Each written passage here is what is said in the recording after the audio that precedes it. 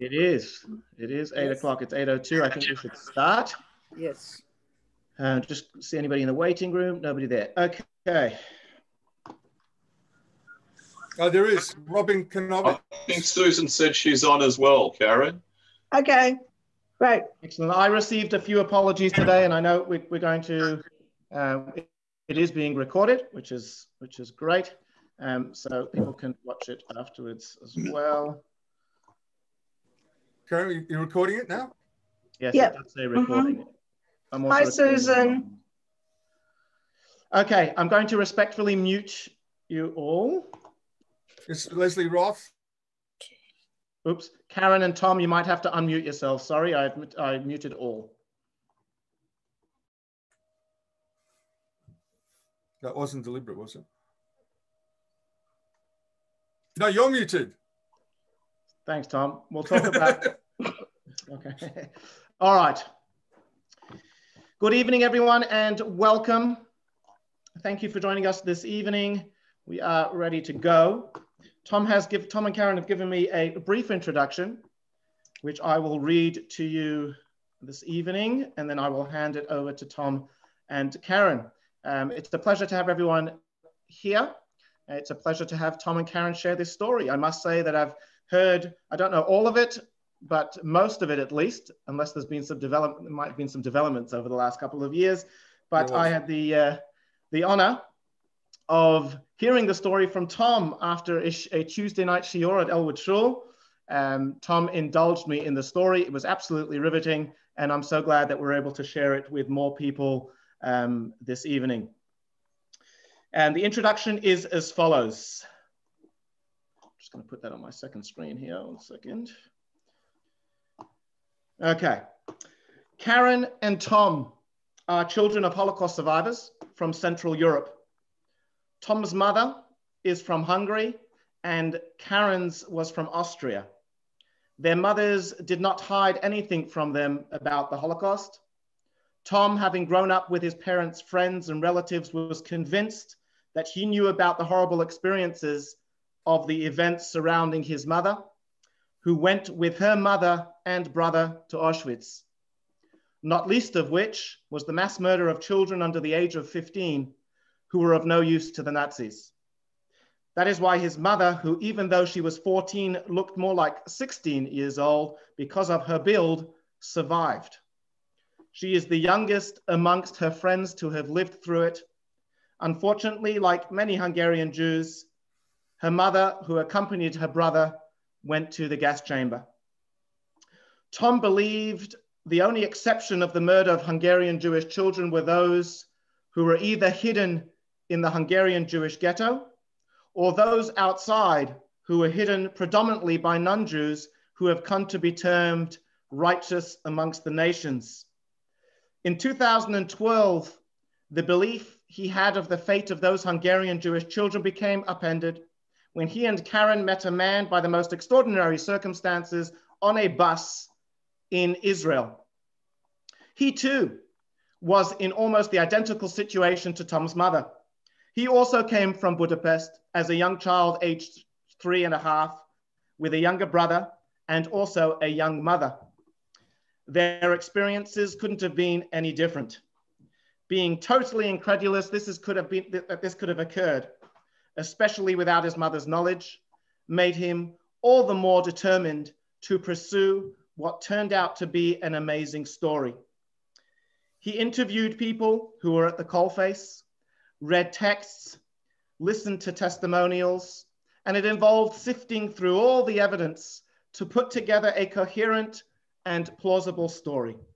This is what this presentation with pictures is all about.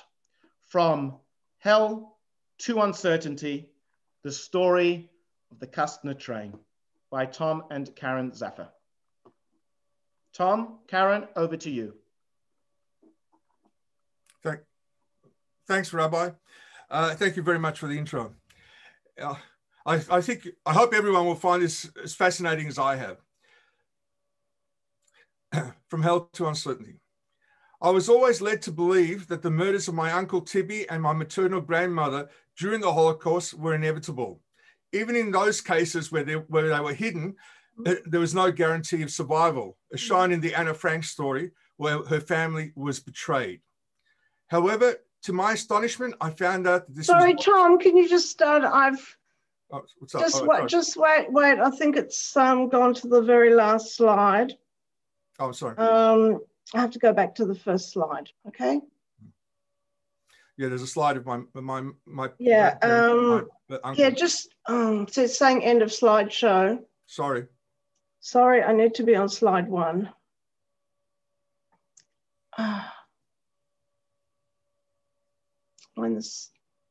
Okay, let me go back to the Zoom. Sorry, everybody.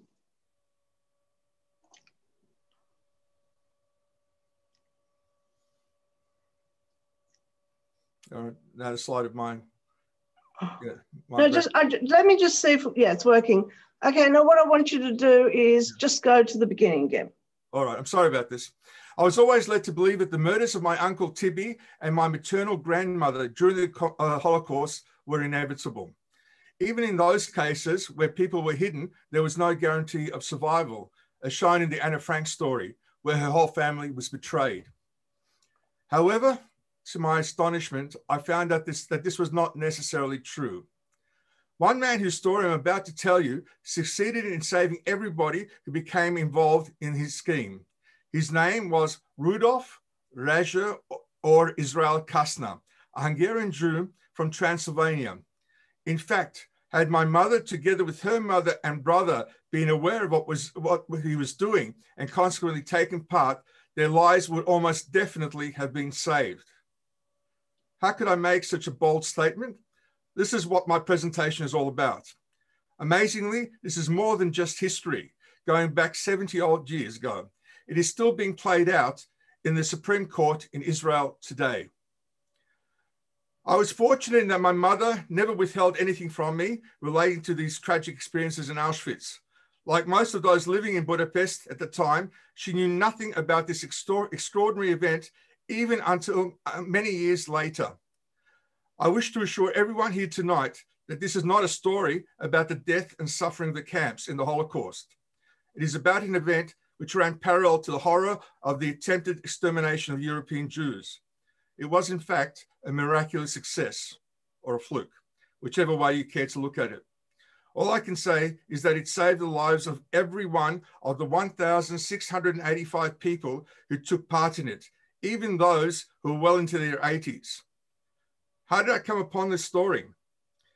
In 2013, my wife, Karin, and I boarded a minibus in Israel, heading towards En Gedi. There was only one other couple on board who I surmised were Germanic, having overheard their conversation. The man, who seemed quite elderly, called out a question in English to the bus driver. What caught my attention was not his question, but his accent.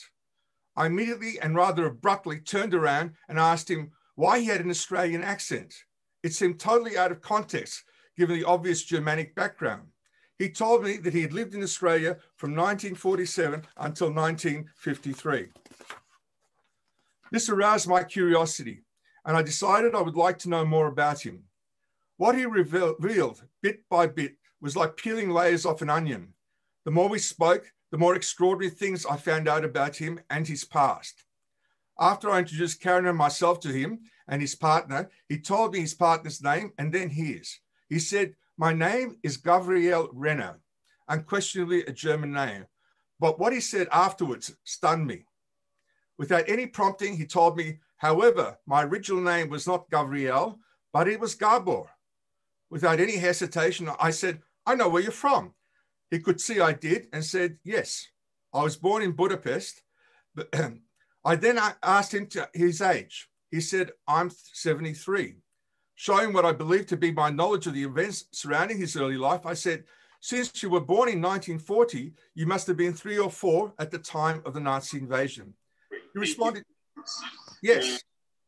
Okay. So without any hesitation, I asked him, "Who hid you?" He responded with some disdain for this know-it-all, being me. "No one hid me. My mother, younger brother, and I got onto a train and we left Budapest, destined for Lisbon, and then by ship to Palestine, although it never worked out that way. Had he told me that he and his family had left on a magic carpet, I could not have been more astonished. If that wasn't enough, he mentioned that his only memory of the trip was that he had received toys and medicines from that mad butcher, that's my name for him, Eichmann. This sounded totally bizarre.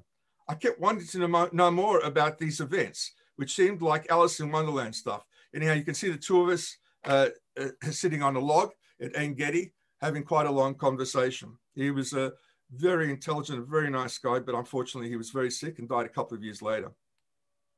He no longer wished to discuss it with me any further, other than referring me to a book written by a famous Hollywood scriptwriter by the name of Ben Hecht. The book's name was Perfidy, meaning betrayal. After I read it, I found it very biased, but it led me on a journey which I'm still going on till today. This is a story which I've since been researching, hoping to find out the truth about the amazing event which was later referred to as the Kastner train. Through all of the obstacles of bias and distortions which I've come across, I've tried as best as I can to filter through to the known facts and what seemed to make sense, so that I could get as close to the truth as possible. The following is my own research of these events. To start this story from the beginning, I have to refer to Heinrich Himmler, who was head of the Gestapo, was elevated to deputy leader of the Nazis after Rudolf Hess had tried and failed to make peace with the Western Allies in 1941. Hitler did not know about Hess's failed flight to Britain beforehand, but later called him a traitor. By 1944, Himmler, along with most others in the Nazi hierarchy, with the exception of Hitler, realized that the war was going to end badly for them. Prior to the invasion of Hungary, he came up with a plan which had several objectives. He instructed Adolf Eichmann, who was put in charge of deporting the more than 750,000 Hungarian Jews to the death camps, to make a deal with the Western Allies through an intermediary. He would release all of these Jews in exchange for 10,000 trucks, 1,000 kilos of coffee and tea, and some other bits and pieces. It was called blood for goods. The narrative the Nazis wanted to use was that they were not the real enemy of the Western Allies, but in fact, it was the Russian Bolsheviks. They hoped that if the Western Allies agreed to this proposition, it would cause a split between them and the Russians. The Nazis might then join with the Allies and be saved from defeat by opposing the communist government. So he had a similar goal to Hess, who also wanted to make peace with the Western Allies. And like Hess, he did not want to tell Hitler of his plans until they had been there was a successful outcome. Hitler did not know of this, what happened. It definitely came from Himmler.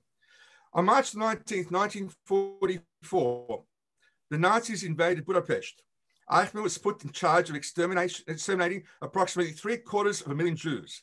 It was a job he relished, as he sent 12,000 men, women, and children to the death camps every day to be murdered.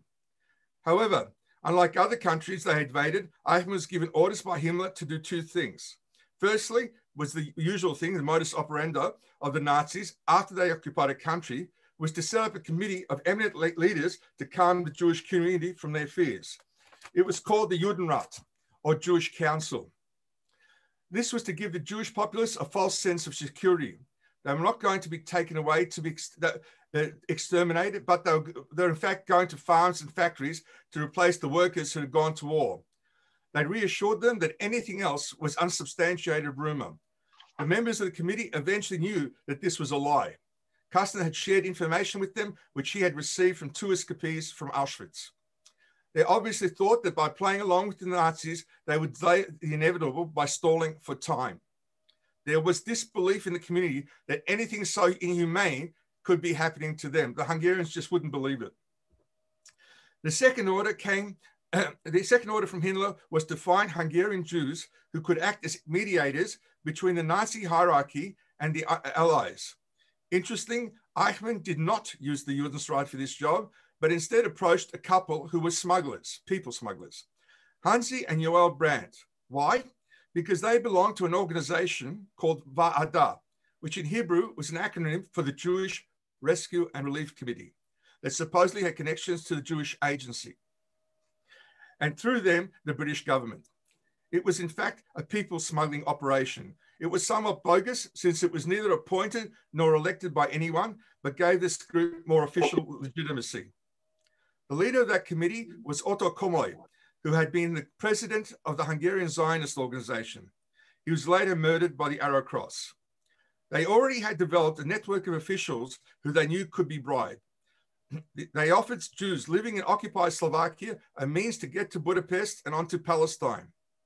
Even under its anti-Semitic leader, the regent Horthy, Hungary was still considered a safe haven by Jews living in surrounding countries.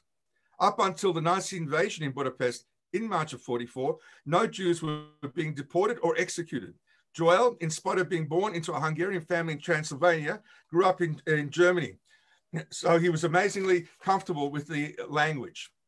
This was handy when it came to dealing with German officials to provide exit documents for his clients. Eichmann called the couple in and informed them about the blood for goods proposition. Joel, over Hansi's objections, agreed to act as a mediator with the British in Palestine. That's Joel and Hansi, you can see on the screen. Agreed to act, I'll go back to that. Joel, over Hansi's objections, agreed to act as a mediator with the British in Palestine. She and their two sons were to be kept as hostages while Joel was away to make sure that they kept to his agreement. She very much doubted that it would have any success at this stage of the war with the Allies in the ascendancy. Joel, on the other hand, was determined to do it because he saw this as the only way to save the Hungarian Jews. He was sent to Vienna together with a double agent called Bondy Gross on behalf of Eichmann. From there, they flew to Istanbul, expecting to meet Sharet, the leader of the Jewish agency. Through him, they wanted to negotiate with the British, that's Istanbul. Through him, they wanted to negotiate with the British as intermediary. Joel was expecting to be given the necessary documents to get into Turkey by the agency on his arrival in Istanbul. However, to his surprise, there was no one at the airport to meet him. In fact, there was a member of the Jewish agency there by the first name of Chaim, not Weizmann, as Joel had hoped, who Joel saw, but he pretended not to see them. They had no intention of meeting him because the agency was not interested in making any deal with the Nazis. The representatives of the agency only came to observe what was going on, expecting him to be turned around and sent back to Budapest, since he didn't have the required papers. What the agency didn't know was that Bondy Gross had connections in Istanbul and organized the papers to let Joel into the country. To the surprise of the agency in Istanbul, Joel presented himself. They distinctly told him that Sharet would not be able to meet him there, but could meet him in Idlib, Syria. That's Sharet, which was under the British mandate. He took them at their word and went by train into Syria.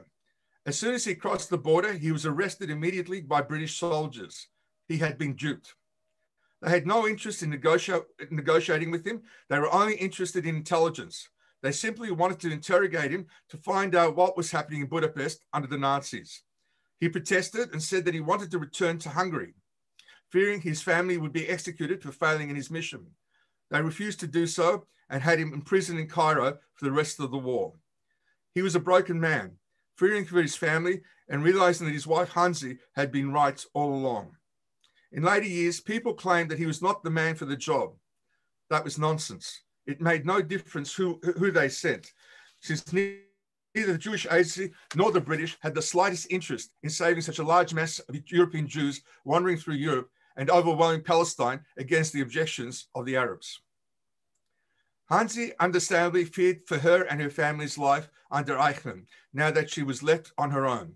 It must have been a terrible ordeal for her to negotiate with this butcher, having Damocles' sword hanging over her head. She introduced Eichmann to another member of the Varda group. His name was Rudolf Kastner, who was also a people smuggler. He was an ethnic Hungarian who came from the capital city of Transylvania called Cluj, or otherwise known as Kolozsvár. His background was as a lawyer whose main interests were always in journalism and politics and not law. Kastner, who was more of a realist than Joel, could see that it was futile to expect to save the whole Jewish population of Hungary. The best they could hope to achieve was to keep stalling Eichmann until the Allies had liberated Hungary, which was inevitable by that stage. He did, however, come up with an idea that would suit Eichmann and save a relatively small number of Jews, including his family and friends from Cluj. This was like what later became known as the Kastner train. He convinced Eichmann that to show the Allies that he was serious, he would unconditionally allow 600 Jews to leave Budapest by train for sanctuary as an act of goodwill. What sweetened the pot was that 400 of those passengers would each pay US $1,000, which was an absolute fortune to Eichmann and the Nazi hierarchy. This $1,000 was made up of cash, bonds, and jewels. So it wasn't just cash. This really rankled with Hansi Brandt, who was a socialist. The rich could buy their lives while the poor could not. By this time, another player comes on the scene. His name was Colonel Kurt Becher, who was given the title of head of the economics department. In other words, extortion and theft from the Jews. He was also sent by Himmler to take over from Eichmann. Why? Either Himmler thought Eichmann had enough on his plate by exterminating Jews, or that Becher, who was far more sophisticated and would be more successful in extracting more money from the passengers. What was amazing was that the Nazis permitted the Rescue and Relief Committee to decide who would go onto this train. This is one area which much later caused Kastner a lot of grief. He was playing God by deciding who would survive and who would not, especially since a disproportionate number came from his home city of Cluj, which is on the screen. He would also later be condemned for withholding information about the death camp's trains' real destinations. Some accused him of giving a false impression that they were being taken to factories and farms. If that was the case, he was not the only one, because the Judenstraat did much the same, but for nefarious reasons. In other words, hoping to save their own necks and their families' necks by playing along with the Nazi hierarchy. Even amongst those who had been told, many of them simply refused to believe it or felt incapable of doing anything about it. However, even his detractors gave Kastner credit for increasing the initial number from 600 to 1,685 passengers, all of whose lives were saved. The passengers were made up of 400 wealthy Jews. Oh, I said this already. I'll say it again. Jews, as I said, and the 388 came from Cluj, many of whom were his family and friends. There were also Zionists, people who were recognized as experts in different fields so that they could help create the seeds for new country of Israel that would benefit the future state of Israel. Orphans and families where the breadwinner had been taken out to forced labor, having to leave their wives and children on their own. It was this last category that Gabor René and his family fitted into, just like my mother's. Unfortunately for our family, that was not to be. It was just the roll of the dice as to who got on the train and who did not. For this plan to succeed, it had to be done with the utmost secrecy from the Hungarians and the Hungarian Jews who would not be involved. Otherwise, the station would have been besieged by hundreds of thousands of Jews begging for their freedom and their lives. Kastner laughingly referred to this assortment of passengers on the train as Noah's Ark. These people came from all parts of Hungary and Transylvania. Now we begin with the epic journey. The passengers who came on the train were assembled in the grounds of the Deaf, Dumb and Blind School in Columbus Street.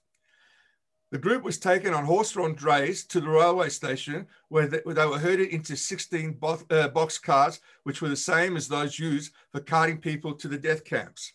This photo shows a typical cattle car being loaded with Jews on their way to the camps.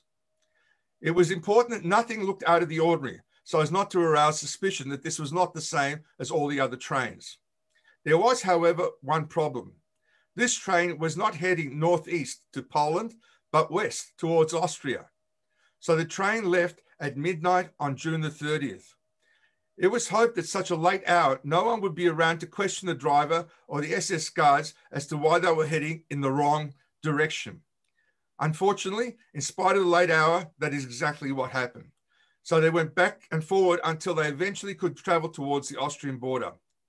When they finally arrived at the border, they hung a board on the side of the boxcar saying Auschwitz, which was in Slovakia. To the uneducated Hungarian border guards, Auschwitz and Auschwitz sounded the same. So they finally left Hungary, but went into Czechoslovakia instead of Austria. It was here that the train stopped and let the passengers out for a rest. At this point, the German Red Cross came with food, medicines, and toys for the children. Garbo's recollection as a 3.5-year-old was correct. That did happen, except it wasn't by Eichmann. It was under the orders of Kastner, of Becher, who ordered Kurt Becher. I very much doubt that the goods were bought by the German Red Cross. I very much doubt that Eichmann would have done the same thing. There was a big difference between these two men. Eichmann relished his role of power as a mass exterminator of Jews, whereas Becher was an opportunist who used every chance to extort money out of them. He did not share bloodlust and power urge that Eichmann possessed. In fact, the two despised each other, and amongst other things, Eichmann did not come from the same upper middle class background as the charismatic Becher, who had been given an easy ride to the top. There was, however, a problem at the stop in Slovakia. Because Kastner had succeeded in dramatically increasing the number of people on that train, there was insufficient provisions provided by the Red Cross. It was here that joint in Basel, Switzerland, played a big part in the success of the trip. It stopped and provided the funds to purchase the extra supplies. The train then crossed into Austria, and instead of heading to neutral Switzerland, it went north to Germany. The reason for this was that Becher saw another opportunity to extort even more funds by holding them over in Germany. Before the passengers could enter Germany, they had to be deloused and showered. This happened in a bathhouse on the outskirts of Linz. That is a typical bathhouse that you're looking at. For some reason, it's in the forest. For some reason, the SS guards, who had very competently looked after the passengers, got off in Linz and were replaced by fascist Ukrainian peasant soldiers. These lowlives enjoyed humiliating and terrifying the passengers by getting men and women to strip naked and stand next to each other, waiting to go into the showers. Their clothes were boiled and they were showered. It was obvious people knew about the death camps and feared that they were about to suffer the same fate. However, the reasons were legitimate. They were given this treatment to prevent any disease coming into Germany, where they were to be held over. From there, they were to be taken to Bergen-Belsen. And that's, you can see the map of Bergen-Belsen there. There's Bergen-Belsen, which is here, right up north of northwest of Germany.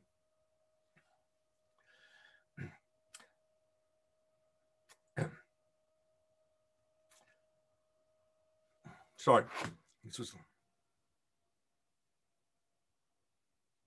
Bergen-Belsen was a sprawling camp. It not only contained a concentration camp, but also a Russian prisoner of war camp and an area to hold Jews. These Jews were being used to barter for any German citizen being held by the Allies as hostages. It was given the rather ignominious name of Jews on ice.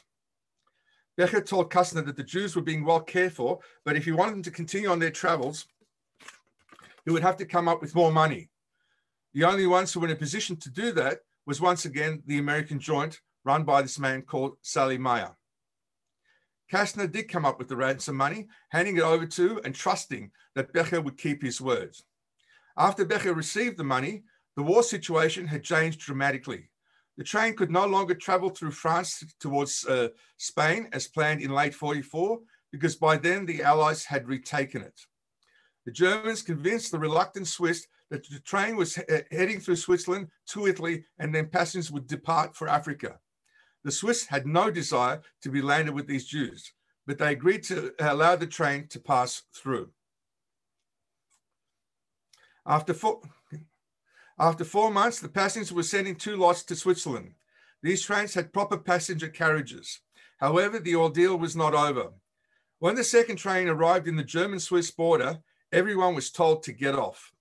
Kastner and Becher had traveled down there under orders from Himmler to Becher to demand that the items set out in the bloods for goods, to demand from joint the items set out in the bloods for goods deal.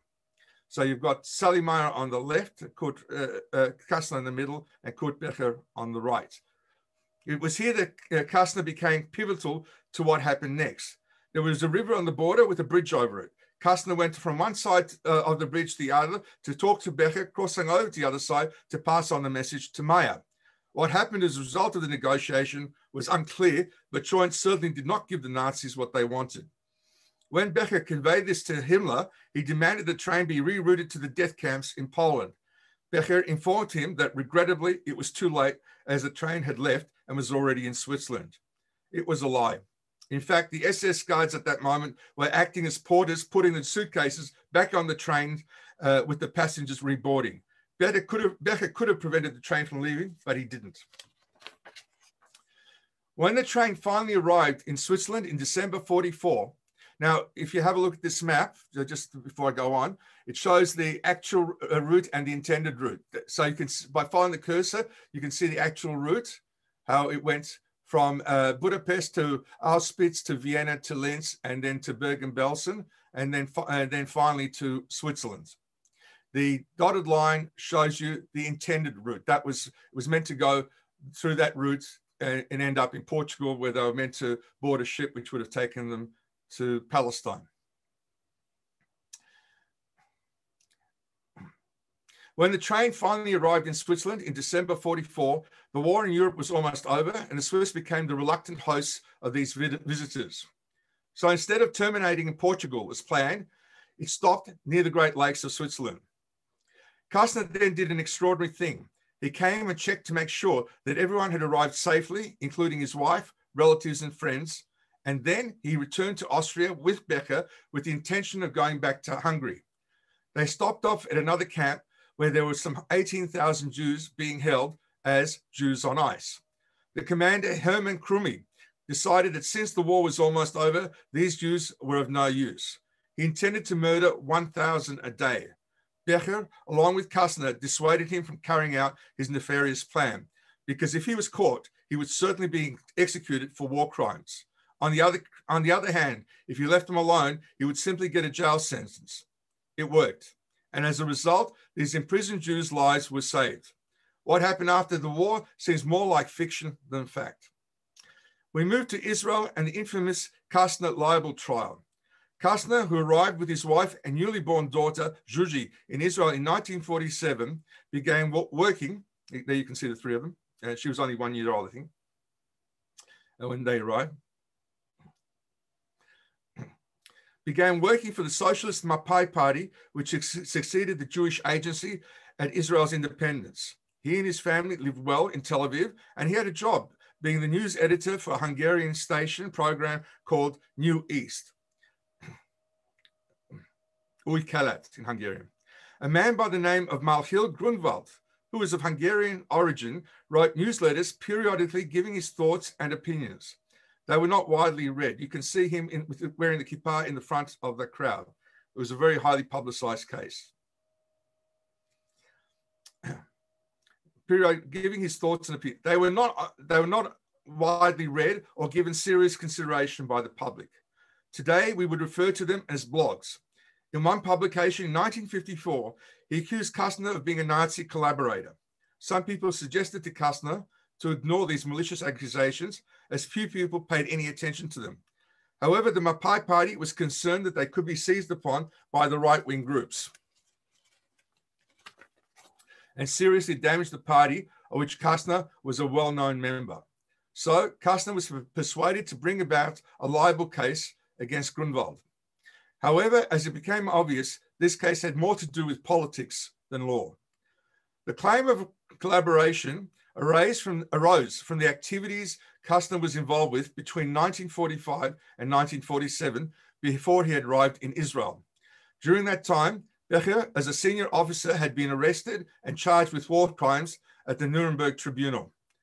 Kastner had provided testimony to the court that, in fact, Becher had not been involved with the murders, but had instead assisted with the successful passage of the train and had prevented the murders of the Jews in the Austrian Jews on Ice camp, which was run by Krummi. Thanks to his testimony, Becher was the highest ranking officer not to be charged and imprisoned, and was actually released. Nevertheless, for a Jew to be complicit in saving a Nazi officer who may have committed other war crimes was considered to be betrayal by the Israeli public.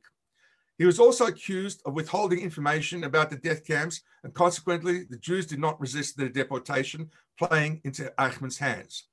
What was amazing was that his own lawyer, provided by Mapai Party, told him to lie and deny that he had given any testimony in support of the Nazi officer. This was a very stupid ploy, as it was easy for Grunwald's lawyer to discover that from the records at Nuremberg that this was not the case. The judge in this case, Halevi, that's him, he was from German extraction, who, as it happened, was a right-wing Likud supporter, concluded that Kastner had done a deal with the devil. He awarded a nominal amount against Grunwald for libel. The case led to the ousting of the Charette cabinet because of their close association with Kastner. The verdict had a devastating effect on Kastner, who feared for his life for being considered a traitor. His wife refused to get out of bed, and his daughter Zsuzsi was heckled in school. He couldn't allow this stain on his character and the persecution of his family to remain. The case was appealed in the Supreme Court in 1958. Unfortunately, he did not live to see the case come to court. One evening in 1957, he returned home late. He was accosted by a man called Zev Eckstein, whose photo you see, obviously much later life. He was about 21 then. A radical right-winger who got out of a car and asked him if he was Israel Kastner. He answered yes, at which the young man pulled out a revolver and tried to shoot him, but the gun jammed. Kastner, realizing what happened, ran towards the front door. Another man came out of the bushes near the entrance and shot him in the back. He died after 10 days in hospital. It was even speculated that, in fact, he did not die of those wounds, but was smothered by a pillow by another assailant. This was the first assassination in Israel. The man who approached him and some of his accomplices were charged with the murder and assisting with the crime. They were imprisoned for lengthy sentences, but were amazingly pardoned by Ben-Gurion after only 6 years. The case, which still went to the Supreme Court in 1958, absolved Kastner of all charges of collaboration except for his collusion with Becher. There have been a lot of theories thrown up about the assassination of Kastner. One of these suggested that some Hungarian Jews had organized the hit because they were incredibly angry at Kastner had not divulged what he really knew about the train's destination to the death camps. Through my parents, I know people like them. There is no way known that they would even entertain such an idea. Another had it that a right-wing firebrand who detested him as a traitor would want to kill him. Well, yes, such a person was put up to it, but that was simply for the real perpetrators to cover their tracks. And it was done a year and a half after the court case. There were too many loose ends that simply didn't make sense. Firstly, why did Kastner leave his wife and family in the safety of Switzerland to try to return to Hungary, which was being overrun by the Russians? Why did he stick his neck out to save a high-ranking Nazi officer from justice? Why was he persuaded to lie at the libel case? Being a lawyer, he would have known that that was not a smart thing to do. Then I remember something my dad told me about the Kennedy assassination inquiry. He said a lot of witnesses fell out of windows or from the tops of buildings. They were being silenced because they constituted a threat to the perpetrators. I deduced that the most likely reason Kastner was killed was to silence him before he went to appeal. Who had the most to lose if he went to the Supreme Court and told the truth? I believe it was the Mapai, the successor of the Jewish Agency. They were afraid if the truth came out, they would suffer an even worse fate than after the original trial. What evidence could Kastner give that terrified the party in order for people associated with it to take such drastic action as to murder him? There was only one conclusion I could draw from them that made sense. It was not Kastner who made a deal with the devil, but the agency. Israel was desperate for armaments for the War of Independence. They needed cash to purchase any weapons, which in most cases had to be done clandestine and expensive because many countries openly supported their Arab enemies. There was one place they knew they could get funds they needed. They knew how Becher had enriched himself on the money he had extorted from the wealthy Hungarian Jews, which he had hidden. They were prepared to pay the price and got Kastner to testify for Becher at the Nuremberg trials in exchange for some of the money that he had legally stolen. They were afraid if this would be revealed that in the Supreme Court that they had gotten a Nazi officer on criminal charges and used money that had been illegally extorted from Jews, the voters would certainly turn on them, far worse than the first time. So Kastner had to be neutralized by people who had links to the agency, and that is the only explanation that makes sense to me.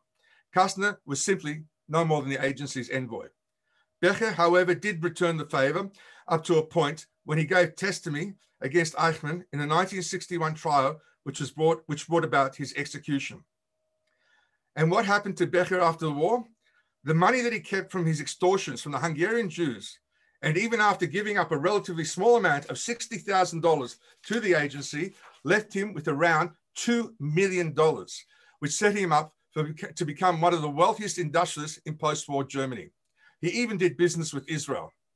Kastner, on the other hand, who saved almost 20,000 Jews, made up of the 1,685 who were on board the train and approximately 18,000 who were being held as Jews on ice in Austria, was murdered, and still to this day vilified by some members of the Jewish community, who I personally disagree with. The Supreme Court this year required Shin Bet to reveal documents that they have on Kastner's murder, which by law they should have done more than 20 years ago. This festering store still remains to this very day, as we are waiting to see what happens with those papers. So this is the amazing journey I've been on for the last 7 years, after meeting a stranger on a minibus in Israel. Sadly, I have to accept that what happened to my mother and her family is an unfortunate fate, because had they been able to take a different path, their lives would have definitely been saved, and my mother would have avoided the horrors of Auschwitz. One of the legacies of Kastner is the Kastner Gardens in Haifa, sponsored by the people and relatives of those whose lives he saved. The signs describe his actions that happened to him and the gratitude of the passengers, together with their relatives who were on board the train. Sadly, they felt the need to do it because where he should have been commemorated is Yad Vashem. However, there are still influential people in Israel who feel ashamed that they did not do more to save the Hungarian Jews, even though they protested that they did all that they could. Kastner, the Brands, and the other members of the Varda group showed them up. The train was only referred to as the Kastner train after the assassination in 1957. I believe that he lived to testify. I believe that had he lived to testify at the Supreme Court of Israel, he would have been exonerated.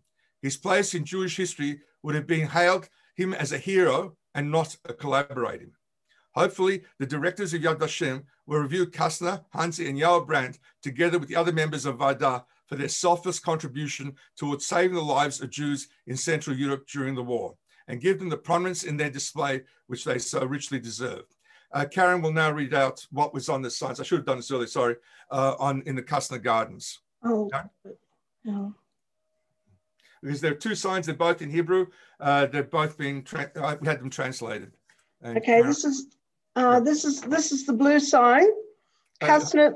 Karin, it's not on the screen. It's on the screen. No, now it is. No, that's I'm going to previous slide. Can't you see it? Now I can see it. Yeah, it's fine.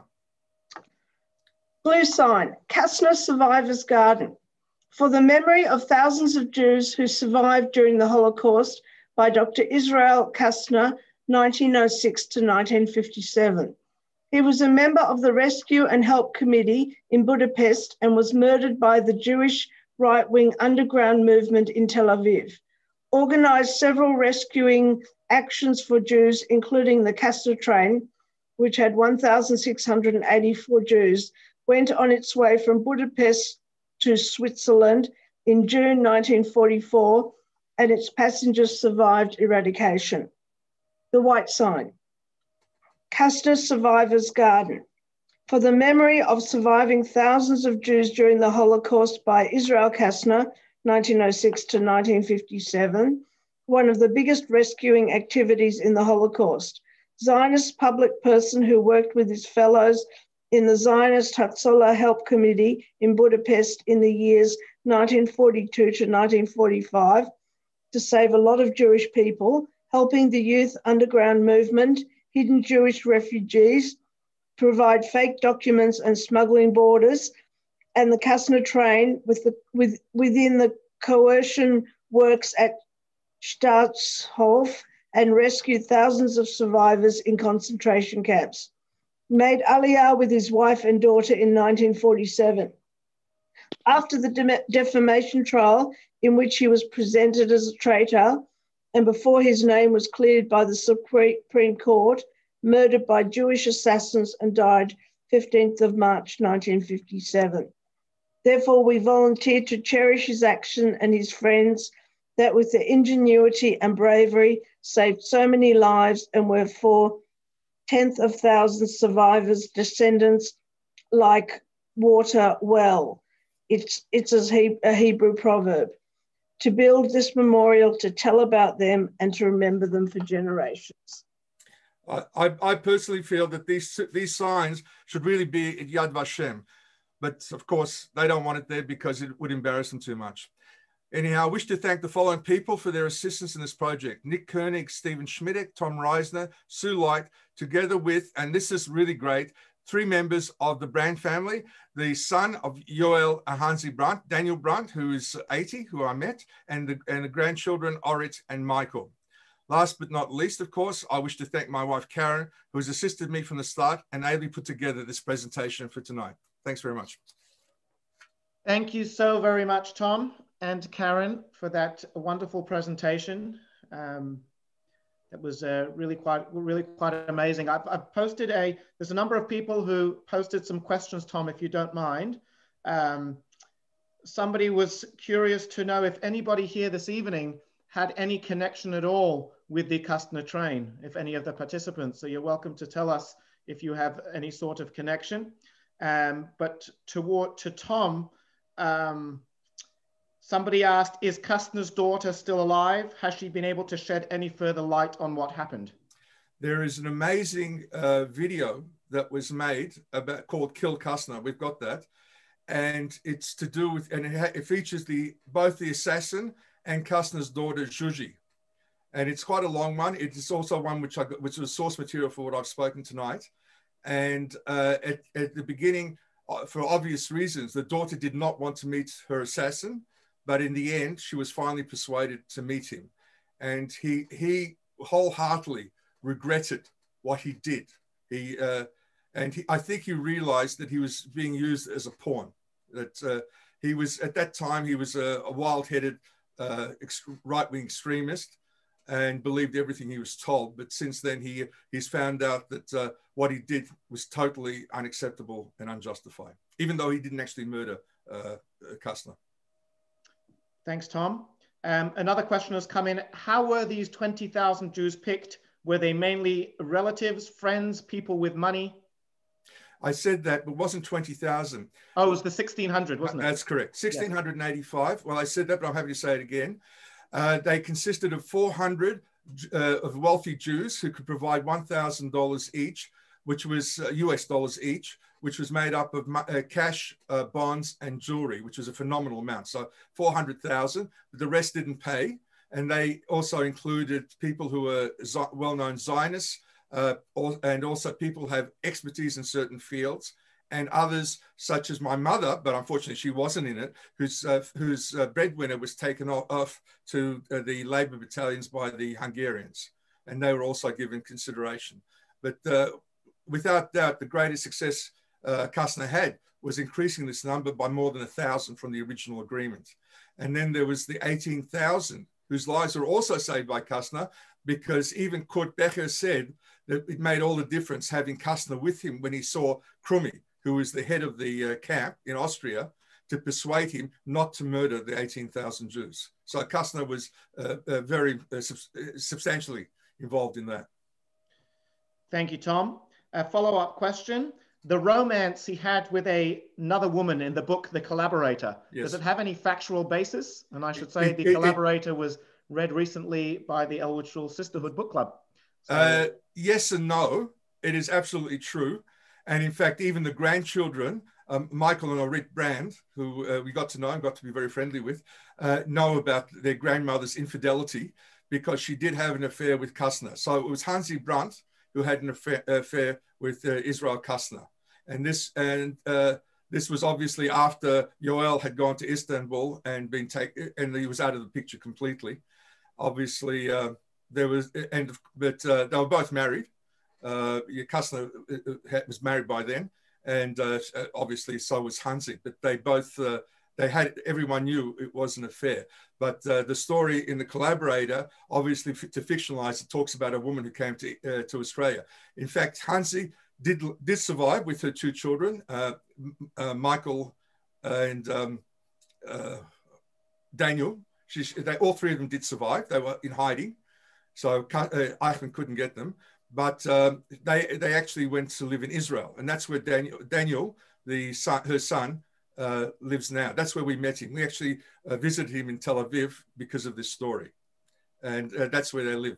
But even they know about this story. It was true, obviously, possibly because Hansi felt very much left isolated by her husband, and in a very, very hostile environment, that she obviously looked for comfort with Kastner. And Kastner was a very good-looking guy. I mean, I'm not giving excuses, but that's just how it all happened. And he presented himself. He actually enjoyed this in a way because it made him feel very important. And the way he presented himself, he called himself Dr. Rudolf Kastner. Well, in Hungary, doctor was used for lawyers, not just for medical doctors, and not PhD doctors either. But he made sure everybody knew about that. Thank you, Tom. I think finally, at least from the chat, how was Dr. Kastner able to meet so freely with Eichmann in Budapest? He actually didn't meet that many times with Eichmann. He did originally, because Eichmann's headquarters were in a place called the Majestic Hotel, and that's where he was taken to by Hansi Brandt. That's when he first met him. But the truth being told, he didn't really have a lot to do with Eichmann because Himmler decided, and as you can see, probably quite correctly, that Eichmann was not the right man for the job, which is when he sent in Kurt Becher to replace him. So the person that was dealing with Kastner almost the entire time, except probably for the initial time, was Kurt Becher. And in fact, it's terrible to say this, but there was a very good relationship between the two men. And they did both enjoy drinking, living the high society, even in wartime Budapest. Look, one thing I can't be denied about Kastner is that in many ways he was a very flawed man. But what he did, I think makes, in my eyes at least, makes him a very great hero. Thank you, Tom. On behalf of all of us at Elwood Shule, our president who's with us this evening, Rifki and I, Ronnie, who's with us this evening as well, we thank you, Tom and Karin, and all who have participated this evening. Would like to stay up to date with what we're doing in Shule. Wait one second, Rabbi, someone wants to say something. Yep. I was a bit confusing with the map of Germany with the colors of the green and the colors with the red. In Germany, there was a map. The map? You're talking about the map? Okay. Do you want me to this was just a map we found on the internet that it showed Bergen-Belsen. The green was extermination. The green was Hang on. There are two maps. The red was extermination camp. This is the maps that you were talking about. Yeah. So I think the red are the death camps, and the green are the concentration camps. So the death camps were where a large number of people were taken. Like in some cases, they were like Treblinka, I think. They were immediately exterminated. In others, like Auschwitz, some were exterminated, some were put to work, and of those, some were ultimately taken to various labor camps in Germany as well. Well, if you look at also Bergen-Belsen is not listed as a death camp. It's listed as a concentration camp. And that's because it did a lot more than just holding Jews. It was also prisoners of war were held there, Russian prisoners of war, and also what was termed Jews on ice. And actually, in fact, quite a number. It was also at the end of after the war, it was also being used as a displaced persons camp. And if you know the twins, the Boxers, the Nissen brothers, they were actually born in Bergen-Belsen. Okay, thank you. Well, actually, can you just bring up one more thing? Just bring up the map with Germany, Austria, but Germany's covering this huge, where there's no Austria. Okay, hold on. While you're pulling it up, there was a comment in the chat that somebody else, Cynthia, wrote that her husband was also born in Bergen-Belsen on December 2nd, 1944. Yeah, hang on. That's the map that you're referring to. So this one down here, the one under that's it. If you have a look at it, you'll see there's no Austria, and even Slovakia. They're all swallowed up into Germany. This is the wartime map. This is makes it slightly confusing because we're talking about the train going into Austria, whereas in fact, by that stage in 1944, there was no Austria since Germany had merged Slovakia and parts of Poland into Greater Germany. So if you can see Vienna actually looks like it's in Germany, which was the case during the war, and so was Linz. So it makes it rather unusual. Thank you, Tom. So yeah, just to conclude before everyone leaves, we have some great events coming up in the next few weeks that will be posted on our website and on our Facebook page, weeks and months coming up. So feel free to see us on social media. Check out our website at elwoodshule.org. Subscribe to our email if you want to stay up to date weekly. And I bid you all a good night. Take care, stay safe, look after yourselves and each other. Thanks very much. Thank you. Thank you. Thanks, Karin and Tom and Shule. Thank you, Wonderful Tom. presentation, Karen, by the way, Tom. Thanks, Peter. Karin, it was wonderful. Thank you. Thank you. Thank you. Thanks, Tom and Karen. Thank you. Good night. It's been my passion for a long time. Yeah, well done. It's really well put together. Thanks very much. Yeah, thank you. Thank you. Thank you. I appreciate that. Bye. Good on you, Tom. Good on you, Karen. Well done. Well done. Thanks, Maya. Bye, Maya. Yes, I Oh, if anyone wants to know about Karen's teeth. What did you say? Okay, if you've got half the no, not quite. What a comedian. Anyway, I broke a front tooth out in 1975 on an aeroplane coming back from Israel to Australia via Hong Kong. Eating shawarma. I was actually had some ice in between my teeth, I think.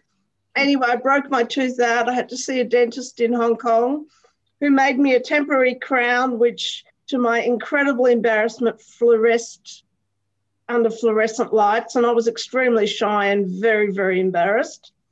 Anyway, eventually, the permanent crown that was made for me, I was in Greece Karin, just reminding you, you're still recording, if that's okay with you. I can cut it off. Okay. No, that's the only place, Rabbi, that's the only bit we're going to keep. Karen, we'll leave that for another book. Rabbi, that's the only bit, we're only keeping this last bit. The rest Bye, of it. guys. Bye, everybody. Bye. See you. What did you say, Rabbi?